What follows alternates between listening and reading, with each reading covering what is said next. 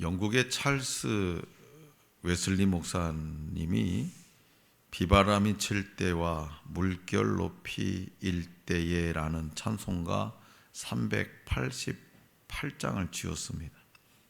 어느 날 서재의 방문을 활짝 열어놓고 쉬고 있으려는데 어디선가 작은 새 한 마리가 매에 쫓겨서 그의 방으로 들어왔어요. 새는 공포에 쌓여서 방 안을 몇 바퀴 돌더니 막 푸드득거리면서 조용히 앉아있는 그의 옷자락 속에 깃들였습니다. 찰스는 움직이지 않고 그대로 앉아서 새가 하는 대로 맡겨봤어요. 할딱거리던 새는 잠시 후 평안해진 듯 보였습니다. 그는 어린 새를 쓰다듬어 창밖으로 놓아보내고 일어나 불현듯 그 마음에 떠오르는 노래를 읊게 되었는데 비바람이 칠 때와 물결 높이 일때에라는 이 찬송입니다. 그가 이 찬송을 짓게 된 동기가 또 하나 있어요. 이 아메리카 대륙에 가서 전도하다가 성공하지 못하고 귀국하는 도중에 엄청난 풍랑을 만나게 되고 그래서 아주 처참한 공경에 빠지게 됩니다. 그때 주님께 자기 자신을 온전히 맡기고 그 고난을 이겨낸 경험이 있었어요. 그래서 이 찬송은 황야 같은 세상을 사는 인생들이 참 생명의 주를 신뢰하도록 하는데 큰 감명을 주고 있습니다. 오늘 우리에게 주신 본문 말씀의 기록자이자 예수님의 동생 야고보는 그리스도를 따르는 신앙 때문에 엄청난 박해를 받는 성도들이 흔들림 없는 믿음으로 굳게 서기를 원했어요.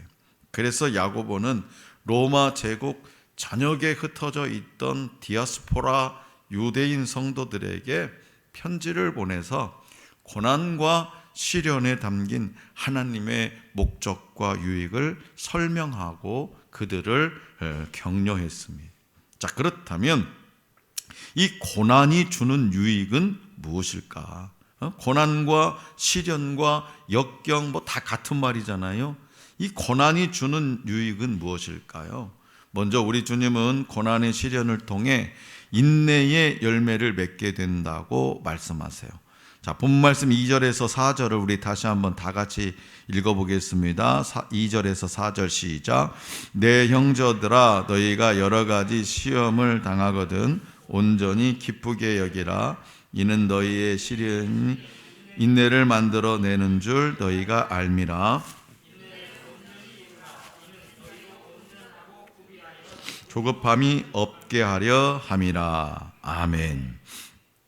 야고보는 편지의 서두를 시험을 당할 때 기쁘게 여기라, 시험을 당할 때 기쁘게 여기라 라는 말로 시작하죠. 그리고 성도들은 여러 가지 시험을 당한다고 말합니다. 이 성도들의 여러 가지, 다시 말해서 시험이 여러 가지 형태로 닥쳐온다는 거죠. 특별히 여러 가지라는 말의 헬라어 포이킬로이스는 교묘하여 속기 쉬운, 이 포이킬로스는 교묘하여 속기 쉬운, 그러니까 교묘하여 속기 쉬운 여러 가지 시험들이 우리 인생 가운데 닥쳐온다는 거예요. 그런 뜻을 담고 있어요. 그리고 야고보는 시험을 만나거든 모든 기쁨으로 기뻐하라고 말합니다. 이게 상당히 역설적이죠. 여러분, 고난이 닥치고 시험과 역경이 닥치는데 그것을 막 보면서 하하하하 나 오늘 부도 맞았다니까. 이렇게 기뻐할 수 있어요 이게? 나 오늘 부도 맞았어. 그것도 한 10억 맞았다니까. 내가 100억 안 맞은 게 다행이야. 뭐 이렇게 기뻐할 수 있냐 이거예요. 그럼 왜 이렇게 야고보는 모든 기쁨으로 기뻐하라고 했을까? 그 이유는 믿음의 시험이 인내를 만들어 내기 때문이라고 야고보 사도는 분명하게 말하고 있어요. 믿음의 시험이 인내를 만들어야 한다. 그럼에도 불구하고 시험 자체는 좋은 것은 아니죠. 그러나 시험을 견디면 인내라는 결과를 얻습니다. 그래서 인내는 천국을 바라보며 살아가는 우리 그리스도인들에게 없어서는 안 될 중요한 신앙의 덕목이에요. 그렇기 때문에 인내, 즉 이 고난과 시련을 참고 견디는 것, 이것이 인내잖아요. 고난과 시련을 참고 견디는 것. 이 고난과 시련을 참고 견디는 과정은 힘들어도 열매는 달다라는 사실을 잊지 말라. 이렇게 우리 주님은 야고보 사도를 통해서 오늘 저와 여러분들에게 말씀하십니다. 이어서 야고보는 4절에서 인내를 온전히 이루라 라고 권면해요. 이를 원어로 직역하면 인내가 온전한 행함을 가질 수 있도록 하라입니다. 이 직역하면 인내가 온전한 행함을 가질 수 있도록 하라. 이는 한마디로 말해서 예수님을 닮아가는 것을 의미해요. 예수님을 닮아. 예수님은 인내가 온전한 행함을 가지게 하셨죠. 그래서 예수님을 닮은 모습은 구원받은 성도가 반드시 이루어가야 하는 거룩한 목표예요. 성도는 믿음의 시련을 통과하는 동안 예수님을 닮아가요. 믿음의 시련을 통과하는 동안 예수님을 닮아가. 따라서 시험은 성도에게 목표를 이루게 만드는 좋은 도구입니다. 또한 그리스도인들에게 시련의 때는 그저 의미 없이 힘들기만 한 시간이 아니에요. 예수님을 닮아가는 성숙의 시간이에요. 그럼에도 불구하고 우리는 인생이 아무런 역경과 시련 없이 편안하게 흘러가기를 기대하죠. 하지만 우리의 기대와 달리 뜻하지 않는 시간에 온갖 시험들이 찾아옵니다. 여러분 2024년 영시가 땡 하고 시작해가지고 지금 14일째잖아요. 여러분 그동안에 올해 안에 지금 그동안에 이 10보름 만에 여러분 인생 가운데 시험거리가 있었어요? 없었죠? 없었죠. 다 없은 줄로 믿어요. 예. 저도 아직 없어요. 근데 이 없는 게 그냥 365일 쭉 갔으면 좋겠지. 그죠? 그런 바람이 있어요. 그런데 우리의 기대와 달리 뜻하지 않은 시간에 온갖 시험들이 올해에도 찾아올 겁니다. 그 시험들이 저와 여러분들의 마음을 낙심시키고 절망하게 만들고 때로는 믿음을 후퇴시키기 위하여 왼수 같은 사람도 만날 수도 있고 생각지도 않는 그런 일들이 많아요. 그런데 야고보 사도는 우리가 당하는 여러 가지 고난을 충분히 기뻐할 이유가 있다 이렇게 말해요. 이 말은 오늘 우리에게 단지 기분 좋게 고난을 당하라 그런 의미가 아니에요. 고난이 우리의 인격 속에 인내의 열매를 맺어서 온전한 성숙을 이룬다는 사실을 기억하고 기대하라는 말이에요. 성숙하지 못하면 그 인간을 뭐라고 해요? 철이 덜 들었다고 하잖아요. 철이. 얼마 전에 동치미 TV 틀어보니까 나는 40살에 철 들었다고 그 얘기 없대다. 남자가 40살에 철 들었으면 얼마나 속썩였겠어요. 그동안에 결혼도 했을 거잖아. 자기 어머니 아버지도 속썩였고 아내도 속썩였다는 거예요. 40살에 철 들었으면.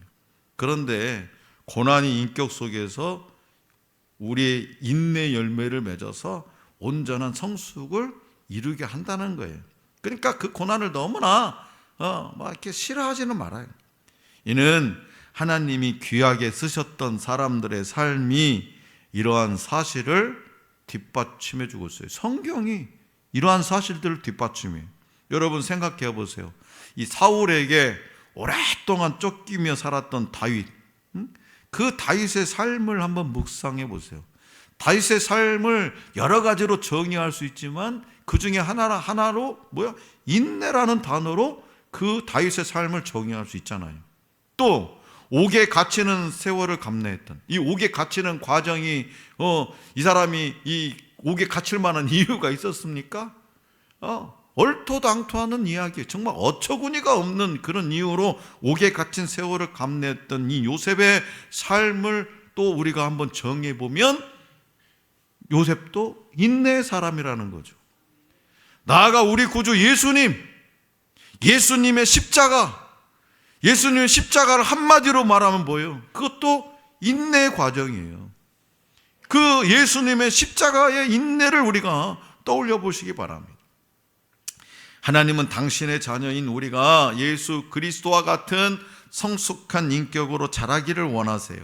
하나님은 큰 은혜를 주시기 전에 우리를 먼저 그 큰 은혜를 감당할 만한 사람으로 만드십니다. 다듬으십니다. 비록 우리가 이 세상에서는 완전히 변화된 인격을 이루지 못한다고 할지라도 하나님은 우리가 그리스도의 인내를 배우기를 기대하세요. 완벽하지 마라. 너는 완벽할 수도 없다. 나는 그거 완벽한 걸 기대하지 않는다. 그러나 인내를 배우기를 기대하신다는 거죠. 그래서 하나님은 히브리서 기자를 통해 11장 26절에서 이렇게 말씀하세요. 우리 다 같이 한번 넘겨주세요. 시작. 그리스도를 위하여 받는 수모를 애굽의 모든 보화보다 더 큰 재물로 여겼으니 이는 상 주심을 바라봄이라. 아멘. 이 말씀에서 볼 수 있는 모세의 믿음은 시험 당할 때 우리의 모습이 어떠해야 하는지를 알려줍니다.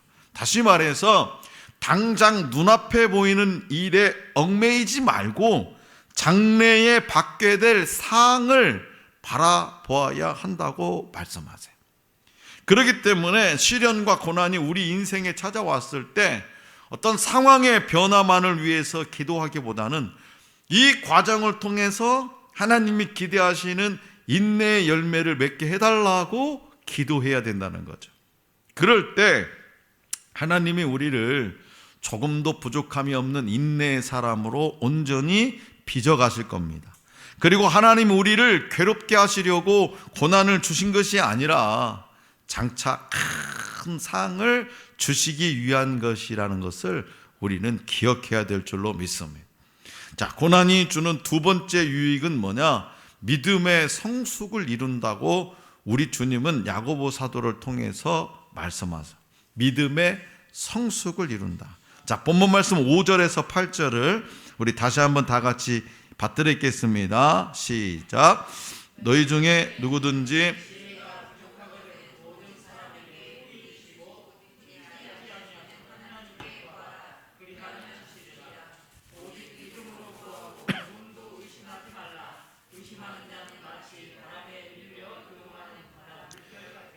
이런 사람은 무엇이든지 주께 얻기를 생각하지 말라. 두 마음을 품어 모든 일에 정함이 없는 자로다. 아멘. 자, 야고보는 시험에 대해 말하던 중에 갑자기 5절부터 지혜에 대해 말하기 시작합니다. 시험 당하고 고난 당하고 역경 당하는 거하고 이 지혜하고 무슨 관계가 있을까? 응? 그렇죠? 갑자기 5절부터 지혜에 대해서 말해.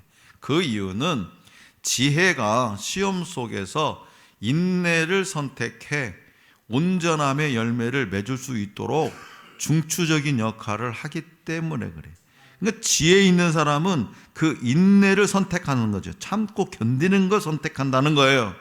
그래서 그 온전함의 열매를 맺을 수 있도록 해준다는 거죠. 그 지혜가. 그런데 야고보 사도가 말하는 지혜는 오직 하나님께 구하여 얻을 수 있는 거예요. 오직 하나님께 구하여 얻을 수 있는 것, 그것이 야고보 사도가 말하는 지혜예요. 후히, 이 후히로 번역된 헬라어 하플로스는 원래 나뉘지 않은 한 마음으로 순전함으로 라는 뜻이에요. 후히 주시는. 그러니까 하나님께서 우리에게 후히 주시는데 이거 조금 띄고 줄까? 그게 아니라는 거예요. 빵을 주는데 조금 남기고 줄까? 그게 아니고 빵 한 덩어리가 있으면 후히 어떻게? 그냥 덩어리 한 덩어리 다 주겠다는 거예요. 이게 순전함. 그 때로는 후하게라는 뜻으로 사용하기도 하지만 야고보 사도의 의도를 더 분명하게 드러내기 위해서는 나뉘지 않은 한 마음으로 라고 해석하는 것이 더 합당하죠. 그리고 꾸짖다로 번역된 헬라어 오네이디조는 모욕하다라는 의미인데, 더 정확하게는 선물을 주면서 거리낌, 아까워함, 주저함을 보임으로 모욕을 준다는 뜻이에요. 그러니까 정리하자면 하나님은 지혜를 구하는 사람에게 아까워하거나 주저하는 마음 없이 온 마음으로 주시는 분이다, 이런 뜻이에요. 하나님은 지혜를 구하는 사람에게 그분이 아까워하거나 줄까 말까 주저하거나 그렇지 않고 온 마음으로 주시는 분.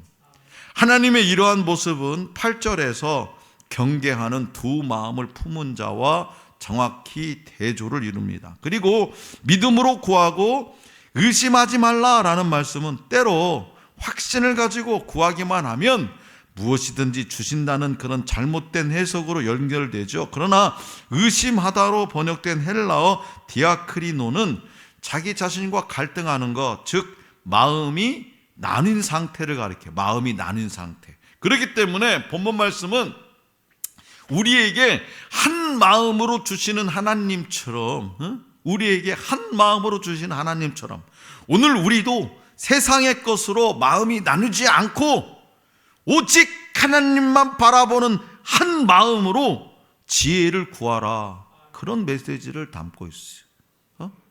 내 생각대로 이렇게 해볼까 저렇게 해볼까, 고난이 닥치면, 그죠?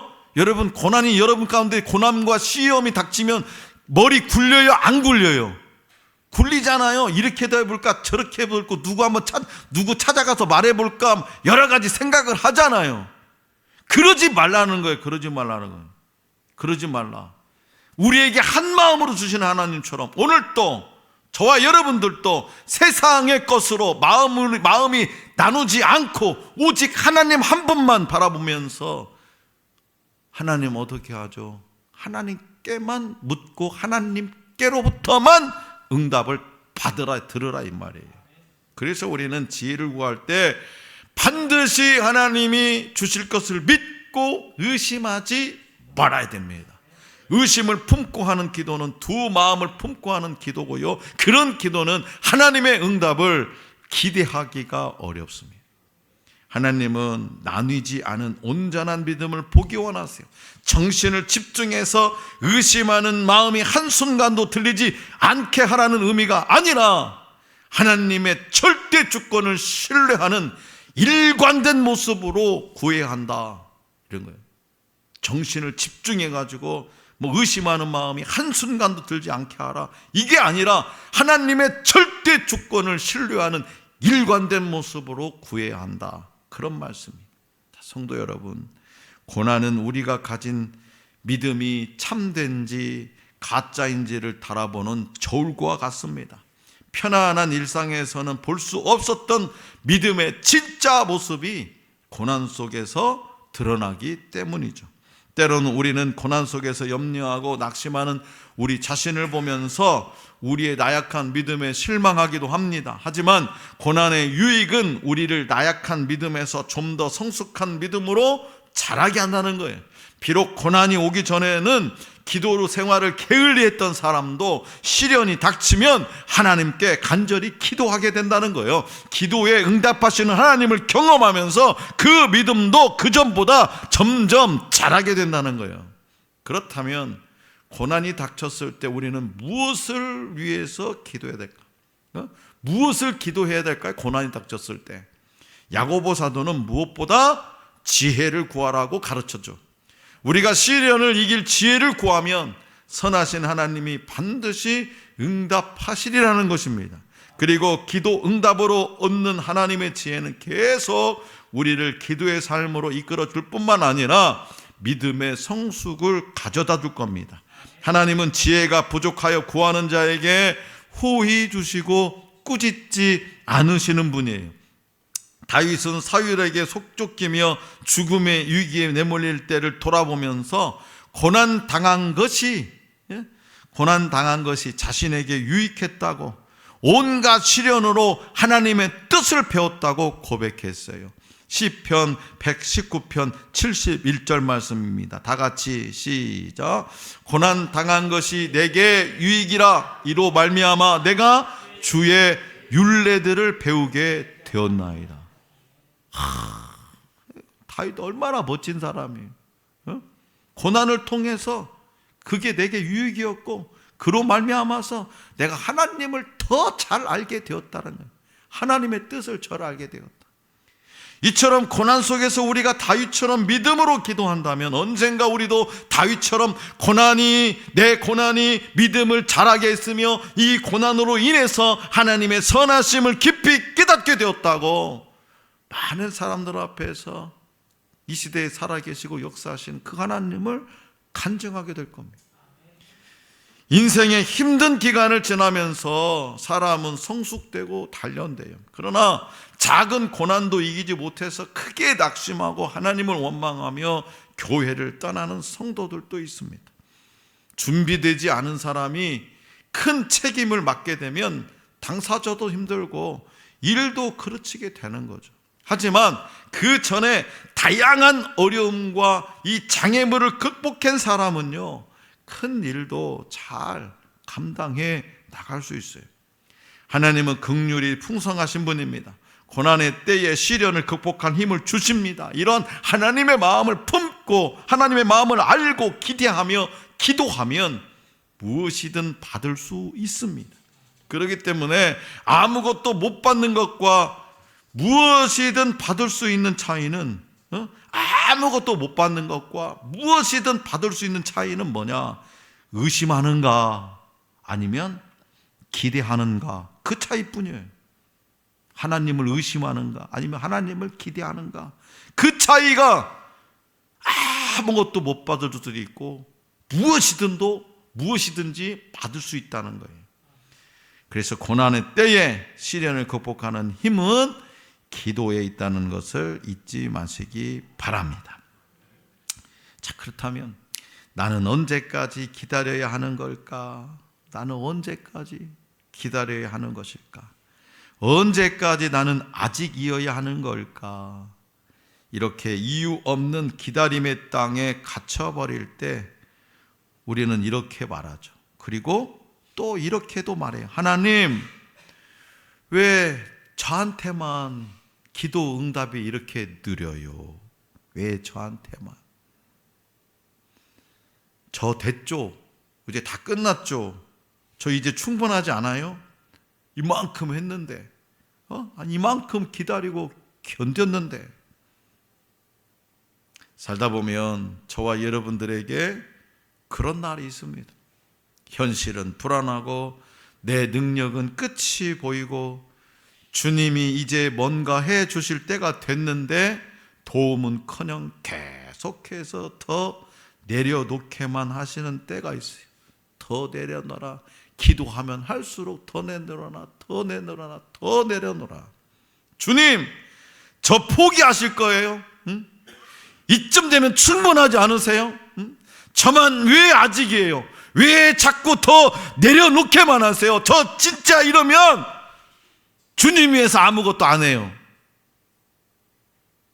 그렇게 반항하는 우리에게 평생 잊을 수 없는 하나님의 마음이 들리는 순간이 있어요. 얘야, 내가 너보다 잘해. 그리고 내가 너를 제일 잘 알아. 그러니까 널 완성시키는 나를 믿어. 사랑하는 성도 여러분, 혹시 여러분들 중에 진짜 하나님이 아직이라고 말씀하시는 그 시간에 서 있는 분들이 있다면 잊지 마시기 바랍니다. 하나님의 그 시간은 나를 포기하는 시간이 아니라 나를 온전하게 완성시키시는 시간이라는 사실이죠. 오카는 목사님이 이런 말을 남기셨어요. 하루 아침에 싹이 나는 것은 다 나물이다. 하루 아침에 싹이 나는 것은 다 나물이다. 거목은 정성껏 물을 주어도 하룻밤 사이에 훌쩍 자라지 않는다. 도대체 자라긴 하나 싶을 정도로 늦게 움이 튼다. 오늘 우리에게 주신 본문 말씀은 2024년 새해에 우리 하나님께서 박예리 청년에게 주신 말씀이에요. 그리고 오늘 저와 여러분들에게도 주신 하나님의 생명의 말씀입니다. 그 이유 없는 2024년이라는 기다림의 땅에서 박예리 청년과 저와 여러분들이 누군가의 그늘이 될 수 있는 이 거목으로 키우시는 그 아버지를 믿어볼 수 있기를 원합니다. 박예리 청년과 오늘 저와 여러분들이 인생의 고난 속에서도 기뻐할 수 있는 이유는 고난이 가져다 주는 유익이기 때문이죠. 먼저 인내의 열매를 맺게 된다는 거예요. 그리고 믿음의 성숙을 이루게 된다는 겁니다. 하나님은 고난을 견디는 과정을 통해서 오늘 저와 여러분들이 인내의 열매를 맺고 연약한 믿음이 더 확신 있는 믿음으로 자라도록 인도해 주실 줄로 믿습니다. 인내하는 동안에 예수님을 닮아갑니다. 하나님은 자비로우셔서 고난을 당하는 자가 믿음으로 구할 때 고난을 이겨낼 지혜를 주십니다. 어떻게? 후히 부어주십니다. 시련은 끝이 안 보이는 것 같아도 하나님의 시간에서 보면 한시적이지만 그 하나님은 영원하신 분입니다. 그러므로 하나님께서 고난을 통해 이루실 선한 열매를 기대하며 시련 속에서도 기쁨과 평강과 소망을 잃지 않는 2024년에 우리 박예리 청년과 우리 모두가 될 수 있기를 간절히 기원합니다.